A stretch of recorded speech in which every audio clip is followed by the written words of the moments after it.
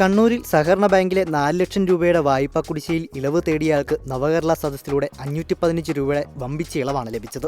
3,97,000 രൂപയുടെ കുടിശ്ശികയുള്ളയാൾക്കാണ് ഞെട്ടിക്കുന്ന ഇളവ് നവകേരള സദസ്സിൽ പരാതി നൽകിയതിലൂടെ ലഭിച്ചത്. കേരള ബാങ്കിന്റെ ഇരിട്ടി ശാഖയിൽ നിന്ന് എടുത്ത വായ്പയ്ക്കാണ് നവകേരള സദസ്സ് വഴി ഒരു ഇളവ്. സർക്കാരും ഒട്ടും മടിച്ചില്ല, ഒരു ഇളവ് അങ്ങ് കൊടുത്തു. പക്ഷേ ആ ഇളവ് 515 രൂപയാണ്.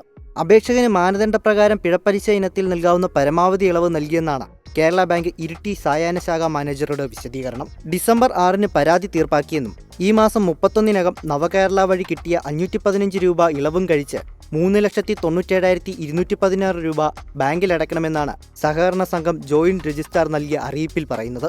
വായ്പ ഇളവ് വേണമെന്നാവശ്യപ്പെട്ട് കിളിയന്തറ സ്വദേശിയാണ് നാടിന്റെ പ്രശ്നങ്ങൾ നേരിട്ട് കേൾക്കാനെത്തിയ മന്ത്രിസംഘത്തിന്റെ നവകേരള സദസ്സിൽ പരാതി നൽകിയത്. രക്ഷാപ്രവർത്തനം പേടിച്ചാണെന്ന് തോന്നുന്നു. പരാതിക്കാരൻ ഇതുവരെ പേര് വെളിപ്പെടുത്താൻ തയ്യാറായിട്ടില്ല.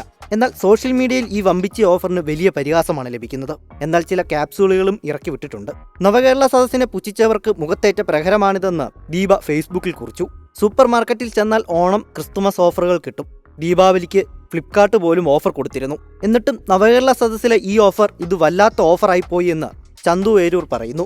515 രൂപ ഇളവ് ചെയ്ത് നൽകി പാവപ്പെട്ട കുടുംബത്തെ രക്ഷിച്ച മുഖ്യൻ ദൈവത്തിന്റെ വരദാനമല്ല, സാക്ഷാൽ ദൈവം തന്നെയാണെന്ന് കെ ഷാജു ഫേസ്ബുക്കിൽ പരിഹസിക്കുന്നു. 2 ദിവസം പണി കളഞ്ഞ് മെനക്കെട്ടാൽ എന്താ, 515 രൂപ ഇളവ് ചെയ്ത് കിട്ടിയില്ലേ? ഇതാണ് ഞങ്ങളുടെ ജനകീയ സർക്കാർ എന്നാണ് ശ്രീജിത്ത് എം നായർ കുറിച്ചത്. പലിശ ഇനത്തിൽ അയാൾക്ക് ലക്ഷങ്ങളുടെ ബാധ്യത വന്നിട്ടില്ല.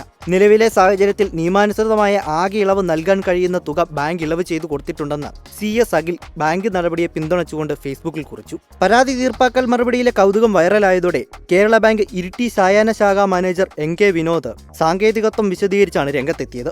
നവകേരള സദസ്സിൽ നൽകിയ പരാതിയിൽ കൈക്കൊണ്ട നടപടിയെ പരിഹസിച്ച് പ്രതിപക്ഷവും രംഗത്തെത്തിയിരുന്നു. നവകേരള സദസ്സിൽ പരാതി പറയാൻ പോകാതെ ആ ദിവസത്തെ ജോലിക്ക് പോയിരുന്നെങ്കിൽ ഇളവിനേക്കാൾ കൂടുതൽ ശമ്പളം ലഭിക്കുമെന്നായിരുന്നുവെന്ന് കൂലിപ്പണിക്കാരനായ പരാതിക്കാരനും ചിന്തിച്ചിട്ടുണ്ടാകാം.